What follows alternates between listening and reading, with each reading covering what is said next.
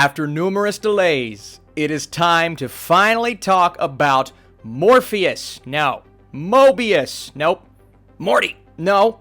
Mighty Morphin. What is up, Flick fans? Welcome back to my channel, and welcome to my hotel room, because I had to travel to watch Morbius. That's the title. I'm also seeing Everything Everywhere All at Once, so 2 for the price of 1, but today we are talking the brand new Sony/Marvel movie starring Jared Leto. That is Morbius. No spoilers in this review, even though they're everywhere on Twitter, so stay away. Biochemist Michael Morbius tries to cure himself of a rare blood disease, but he inadvertently injects himself with a form of vampirism instead. For all of you parents out there, this movie is rated PG-13 for intense sequences of violence, some frightening images, and brief, strong language. Not as strong as maybe expected. I will say the imagery could be a bit scary for some, so maybe a bit stronger on the PG-13 side, but along the same lines as a lot of the other Marvel films. So, Jared Leto and the comic book genre, they've just not worked out.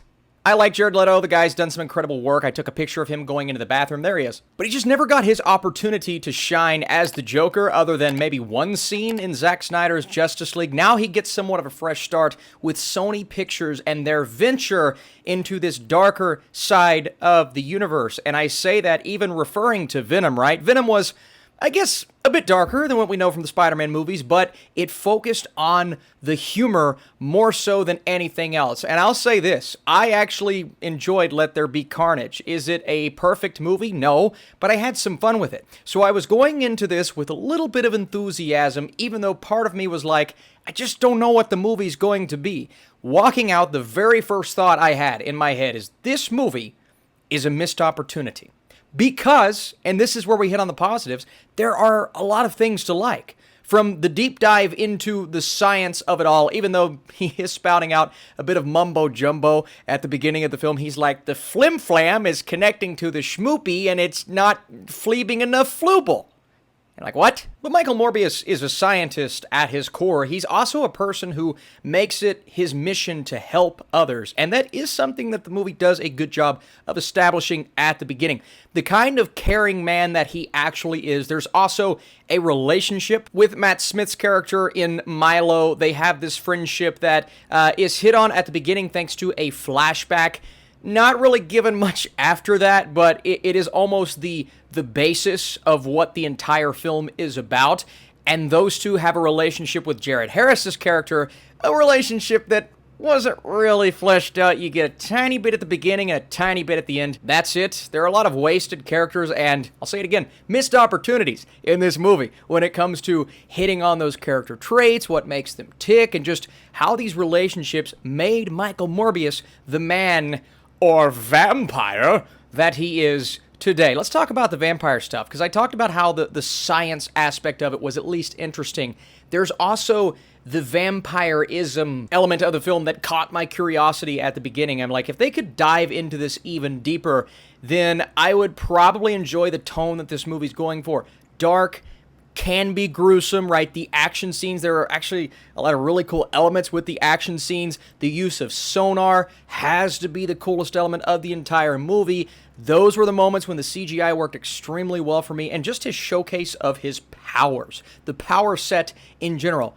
It's a sweet character. Now, is it a sweeter character being used as a side character as opposed to the main character in his movie? Probably. And that's probably going to be the case when we see him next, because this very cliche and sloppily edited origin story skimmed the surface of so many interesting themes and topics, but never, not once, did it dive into anything that it set up for us at the beginning of the movie. It's a lot of setup in the first act. And here's this character, here's my mission, here's what I'm trying to do, here's the relationship between myself and my friend, a bit of a romance in there that is barely hit upon throughout the movie.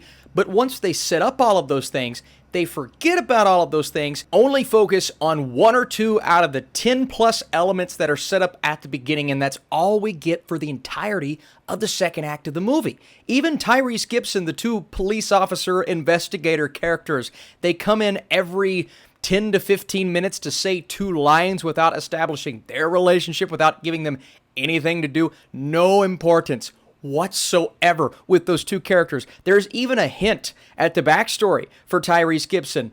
And not that I was entirely interested at going off into another subplot, but I'm like, what was the point of that moment? Like, why was that in the movie if it serves no purpose to anything else? And that's how I felt like every 5 minutes. There was a scene or something that happened. It's like, it's irrelevant to the grand scheme of things. It's irrelevant to what we're focusing on in this third act.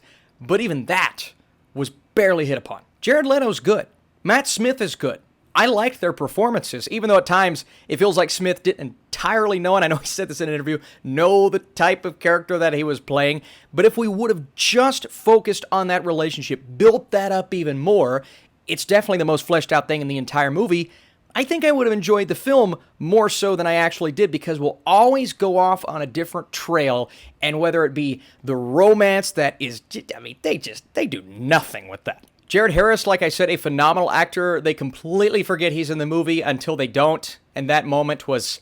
By the way, can we talk about the really bad ADR, constantly bringing in dubbed lines when you can tell the mouth is moving, but the words that are being said aren't the same words, and I'm like, did no one else? Oh, good.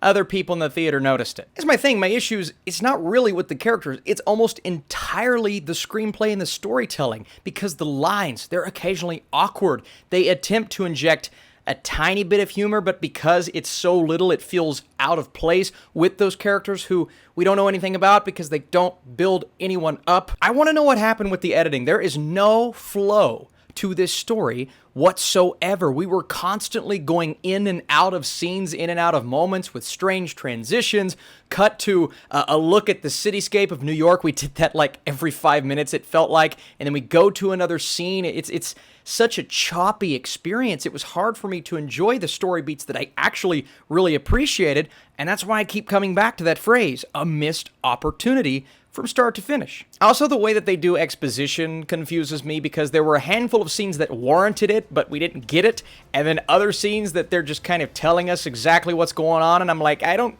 need that over here. I won't lie, some of the vampire action was a bit fun, but if you're going to do that, lean into that darkness a bit more. It felt like they played it safe all throughout the movie. If they would have really leaned into that, those scenes would have stuck out in a great way. Before I give you my score, just because I was disappointed doesn't mean you have to be. I need your thoughts and comments down below. There are 2 post-mid-credit scenes, so stay tuned for those. And if you enjoyed this review, the best way to say you did is to drop that thumbs up. It helps the algorithm. Featuring scattered storytelling and an unfocused script, Morbius is a huge missed opportunity. Leto is compelling, and his relationship with Smith's Milo had potential, but the movie struggles to bring it all together. Some of the action is fun, but it is an overall miss. It all comes down to your approach with this movie, what you want from it, what you expect from it. Didn't quite meet those standards for me. I'm going to 38% with my score. I am looking forward to Jared Leto as Morbius in another movie. I know that sounds weird after not enjoying his origin story, but there's potential there with the character. It's just the filmmaking and the script here. That's what didn't work for me. So thanks so much for watching me in my hotel room by myself alone. Ooh, Pop-Tart.